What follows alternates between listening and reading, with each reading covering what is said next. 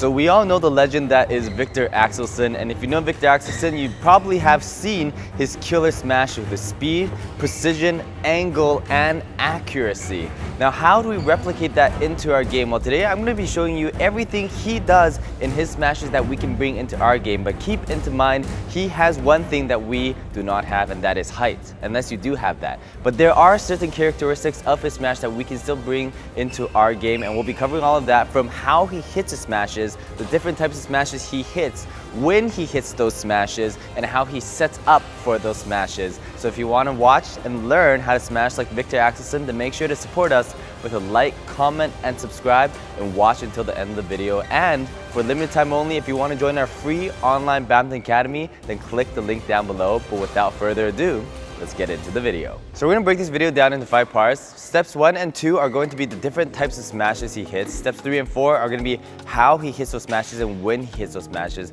And step 5 is how to set up for those smashes. So the first thing we have to learn about his smashes is how to hit it and what type of smashes he hits. Now, you'll see that Viktor Axelsen rarely ever hits very hard smashes. Instead, he goes for very accurate, precise smashes in what we call a stick smash. Now, stick smash is just a smash with a smaller swing, faster swing, and with more precision. Now, how do we hit a stick smash, okay? So when you're hitting a stick smash, first of all, let's start with our grip.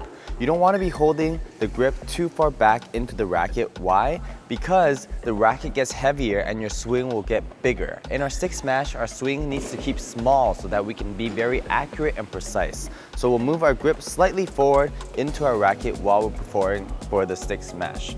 Alright, so now moving back into our stick smash, we'll do our basic footwork, of course. Once we're in the air, like our overhead swing, we lead with our elbow. Now the most important thing about the stick smash is keeping everything small. In your regular smash, you'll be swinging with your whole body and your arm. But in a stick smash, you'll come into the air. All you need to do is lead with your elbow, and from here, keep it very small in just this circle of an area, using your forearm, wrist, fingers, and pronation, tapping it down forwards. Now while you're doing this, you have to make sure that we're still keeping our contact point on the shuttle fast while we're hitting the bird. We don't want to be flopping it through. We need to keep it fast and tap it down. And once you're finished the swing, you want to make sure you swing all the way through and you guide it forward so that it creates that angle. And that's how you're going to be hitting very precise smashes. Now when you're doing this, you have to make sure you get enough angle in the air so that you can bring it down. Not only precise, but with angle to make your opponents go down and move until they can't get it anymore.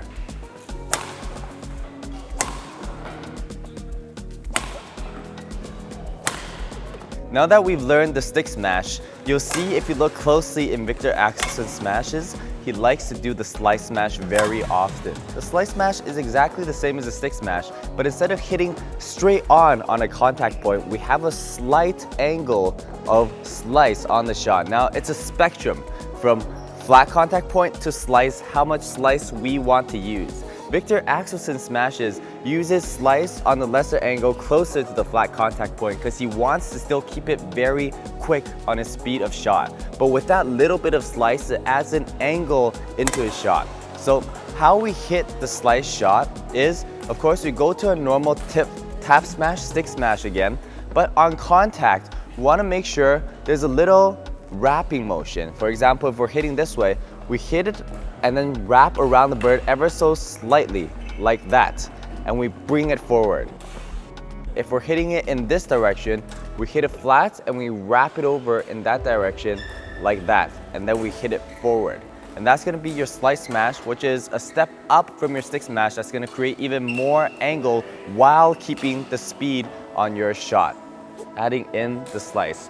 One thing to focus on this is to not overslice. Because if you overslice, you'll make mistakes in your shots, it'll go into the net, or your bird speed will be too slow. The slice shot is just to add in a little bit more angle and deception in your swing, because when you slice, you're able to swing even faster without the bird flying too far.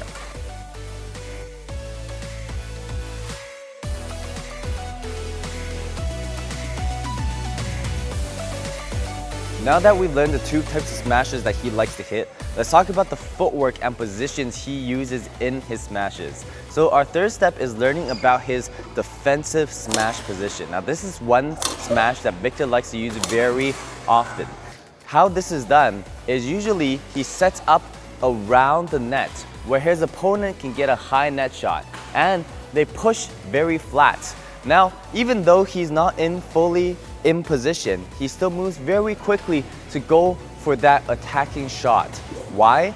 That's because when your opponent is hitting so quickly at the net, they're not able to recover fully back to the center for a defensive shot. So you're using that delay in time to move into position as quick as you can and attacking before your opponent can get back into position. So how do we do this footwork? Now there's the overhead and there's the forehand. For our forehand, instead of doing the usual shuffle and jump, what we want to do is come over right away with our right foot, left foot, and instead of jumping, because we don't have time, we just take a lunge, come up, and hit. That's how we do it. So looking at all together, it's going to be right foot, left foot, hit.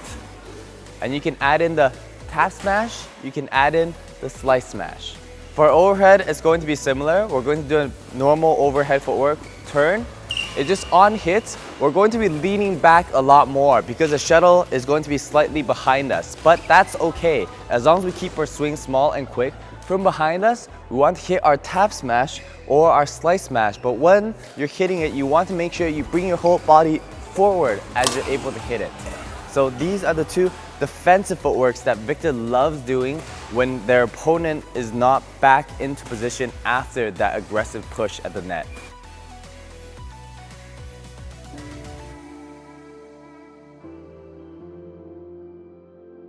So that was the defensive smash that he uses very often. Next, let's learn a more offensive smash that he uses. Now, what makes his offensive smash different from other people's offensive smashes? Well, the most important thing is that his hold in his offensive smash is much longer than most other people. Why? Because he has a much higher contact point because of his height, and he also has a very good vertical as well. So what is the hold in our smashes? It's when we move into position right before we hit, jumping into the air and having that hold, being able to hold 1 second right before we hit. Why is this important? First of all is deception. When we're able to hold, your opponent's going to be standing there all stale, not knowing where you're going to hit. Rather, if you move here and swing right away, then your opponent can tell from your racket swing where you're going to hit. So having that hold is very essential. Secondly, if you're going to be holding, you have to make sure you get into position very early and very quickly. And of course, you need to have enough vertical. Because if you're holding on a standing shot, it's okay, but it's not as great. So you want to have enough vertical, come into the air and hold, and then into that hold, hit your tap smash, your stick smash, and your slice smash. And it's going to be the same on both sides, whether you come up and hold here or whether you come up and hold here. Now while he's holding, you'll see that Viktor Axelsen is always very in position. He rarely holds out of position. So on his forehand side, he'll always be doing a scissor kick turn on his smashes with contact point in front. And on this side, he'll be coming up with a hold, hitting and coming forward as well. All relaxed, never too much strength on the smash. He's focusing on precision so that he can come up, follow up with a net kill.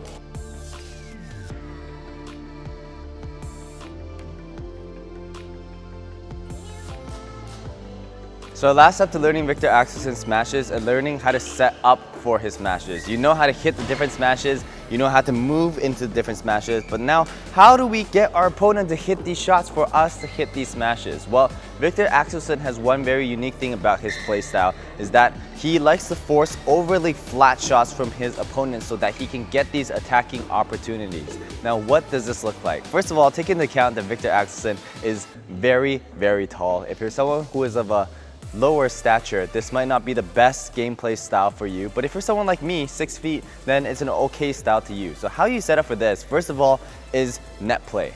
Net play in order to get flat pushes from your opponent, you never want to net super tight, because if you net super tight, they're going to be lifting super high to the back and you won't get those flat attacks. What you want is to be hitting flat shots on your net play, flat and quick. You want to make sure you always contact the bird quick. Now where your net should be landing is around this first line. Why? Because when it's coming with this much speed forward, when your opponent is hitting the bird, they have to hit it flatter. And that's your chance to hit those defensive smashing opportunity shots like we talked about earlier. Now the second one is having flatter shots returns from the back. Now how you get this is, of course, moving your opponent around the court first. And when you get the opportunity, pressuring their back court, whether with the push, with the clear, and in their back court, when they hit shots down here, they'll be hitting it flat, but still upwards with a little bit of height. Now this is when you use your holding smash, because you have more time to get in position. They hit those clears, you come up, do your holding smash, and then you go for the kill. So in general, your net play, keep it flat, keep it quick for your defensive smashes setups, and for your back court, move them to the front and then quickly to the back for them to hit that recovery clear, which you can do your hold smash from.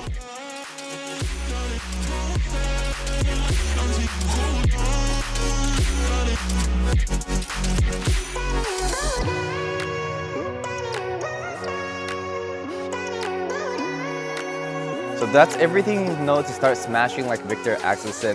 Of course, you won't be smashing exactly like him, like I said, because of the height difference. That's one of his most unique selling points, but we can bring in the strengths of his smashes into our own gameplay, from stick smashing, precision, slice smashes, when he uses those smashes and how he sets up.